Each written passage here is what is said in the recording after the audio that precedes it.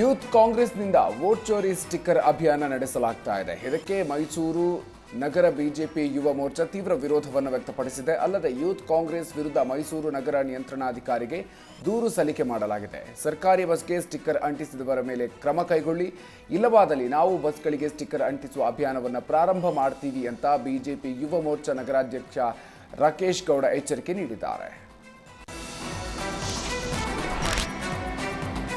ಚಿತ್ರದುರ್ಗದಲ್ಲಿ ವಿದ್ಯಾರ್ಥಿನಿ ವರ್ಷಿತಾ ಕೊಲೆ ಪ್ರಕರಣ ಖಂಡಿಸಿ ಎಬಿವಿಪಿ ನೇತೃತ್ವದಲ್ಲಿ ಪಂಜಿನ ಮೆರವಣಿಗೆ ನಡೆಸಲಾಗಿದೆ. ಮಧ್ಯಾಹ್ನ ಗೋನೂರು ಬಳಿ ಅಪರಿಚಿತ ಶವ ಪತ್ತೆಯಾಗಿತ್ತು. ಬಳಿಕ ವಿದ್ಯಾರ್ಥಿನಿ ವರ್ಷಿತಾ ಅನ್ನೋದು ಗುರುತು ಪತ್ತೆಯಾಗಿತ್ತು. ಇದೀಗ ವರ್ಷಿತಾ ಕೊಲೆ ಖಂಡಿಸಿ ಚಿತ್ರದುರ್ಗದ ಮುಖ್ಯ ರಸ್ತೆಯಲ್ಲಿ ಎಬಿವಿಪಿ ಪ್ರತಿಭಟನಾ ಮೆರವಣಿಗೆ ನಡೆಸಿದೆ. ಕೊಲೆ ಆರೋಪಿಯನ್ನ ಬಂಧಿಸಿ ಕಠಿಣ ಶಿಕ್ಷೆ ವಿಧಿಸುವಂತೆ ಆಗ್ರಹಿಸಿದೆ. ಭಾರೀ ಮಳೆಗೆ ಯಾದಗಿರಿ ಜಿಲ್ಲೆಯ ಹಲವೆಡೆ ಪ್ರವಾಹ ಭೀತಿ ಎದುರಾಗಿದೆ. ಇನ್ನು ಹುಣಸಗಿ ತಾಲೂಕಿನ ದೇವರಗುಡ್ಡಿ ಗ್ರಾಮದಲ್ಲಿ ಪ್ರವಾಹವನ್ನು ಲೆಕ್ಕಿಸದೆ ಉಕ್ಕಿ ಹರಿತಾ ಇರುವ ಕೃಷ್ಣಾ ನದಿಯಲ್ಲಿ ತೆಪ್ಪೋತ್ಸವ ಕಾರ್ಯ ನಡೆಸಲಾಗಿದೆ. ಶ್ರಾವಣ ಮಾಸದಲ್ಲಿ ತೆಪ್ಪದ ಉತ್ಸವ ಅದ್ಧೂರಿಯಾಗಿ ನೆರವೇರಿದೆ. ಗ್ರಾಮಸ್ಥರು ಹಾಗೂ ಸುತ್ತಮುತ್ತಲಿನ ಊರಿನ ನೂರಾರು ಭಕ್ತರು ಗೆದ್ದಮ್ಮ ದೇವಿಯ ತೆಪ್ಪದ ಉತ್ಸವದ ಪ್ರಯುಕ್ತ ಕೃಷ್ಣಾ ನದಿ ತೀರದಲ್ಲಿ ದೇವಿಗೆ ವಿಶೇಷ ಪೂಜೆ ಕೈಂಕರ್ಯ ನೆರವೇರಿಸಿದ್ದಾರೆ.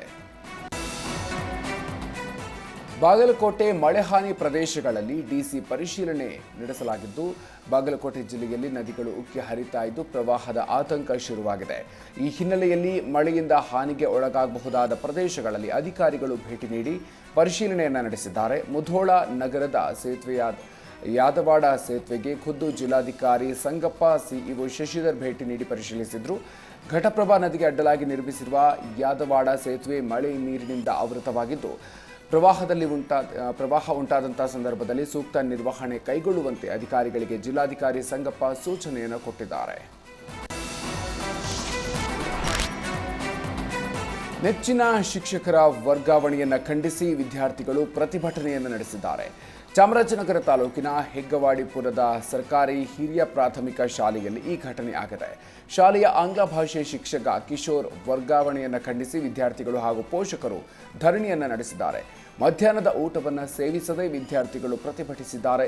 ಸ್ಥಳಕ್ಕೆ ಚಾಮರಾಜನಗರ ಬಿಇಒ ಹನುಮಂತ ಶೆಟ್ಟಿ ಹಾಗೂ ಸಂತೇಮಾರಹಳ್ಳಿ ಠಾಣೆ ಪೊಲೀಸರು ಭೇಟಿ ನೀಡಿದ್ದು ವಿದ್ಯಾರ್ಥಿಗಳ ಮನವೊಲಿಸುವ ಯತ್ನವನ್ನು ಮಾಡಿದ್ದಾರೆ.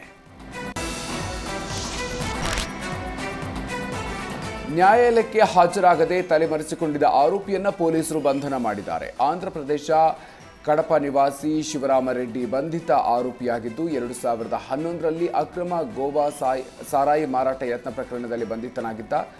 ಜಾಮೀನು ಪಡೆದ ಬಳಿಕ ನ್ಯಾಯಾಲಯಕ್ಕೆ ಹಾಜರಾಗದೆ ಶಿವರಾಮರೆಡ್ಡಿ ತಲೆಮರೆಸಿಕೊಂಡಿದ್ದ. ಇದೀಗ ಪಿಎಸ್ಐ ಮಹಂತೇಶ್ ವಾಲ್ಮೀಕಿ ನೇತೃತ್ವದಲ್ಲಿ ಆರೋಪಿಯನ್ನು ಬಂಧಿಸಲಾಗಿದ್ದು ನ್ಯಾಯಾಲಯಕ್ಕೆ ಹಾಜರುಪಡಿಸಲಾಗಿದೆ.